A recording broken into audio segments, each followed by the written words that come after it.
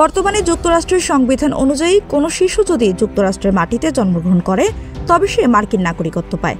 তার বাবা মা কিভাবে দেশে এসেছেন সেটি মুখ্য নয়। কিন্তু ট্রাম্পের পরিকল্পনা অনুযায়ী যদি অভিবাসন বা পর্যটক ভিসা নিয়ে যুক্তরাষ্ট্রে বসবাসকারী কোনো অবৈধ অভিবাসী সন্তান জন্ম দেন তবে সে আর মার্কিন নাগরিক হিসেবে স্বীকৃতি পাবে না। এই পদক্ষেপের ফলে মূলত নিম্ন আয়ের ও অভিবাসী শ্রেণীর মানুষেরা ক্ষতিগ্রস্ত হবেন। বিশেষ করে যেসব পরিবার একাধিক প্রজন্ম ধরে যুক্তরাষ্ট্রে বসবাস করছে কিন্তু এখনও তাদের অভিবাসী স্ট্যাটাস হয়নি, তাদের সন্তানরা নাগরিকত্বের সুবিধা থেকে বঞ্চিত হবে।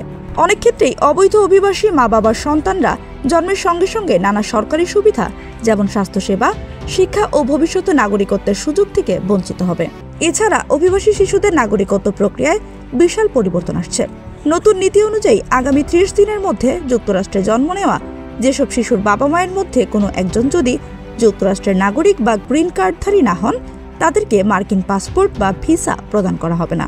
দীর্ঘমেয়াদে এই সিদ্ধান্ত অভিবাসী সম্প্রদায়ের সঙ্গে যুক্তরাষ্ট্রের সামাজিক ও রাজনৈতিক সম্পর্ককে আরও জটিল করে তুলবে। এ ব্যবস্থা অবৈধ অভিবাসী পরিবারগুলোর জন্য এক ধরনের শাস্তি হিসেবে কাজ করবে।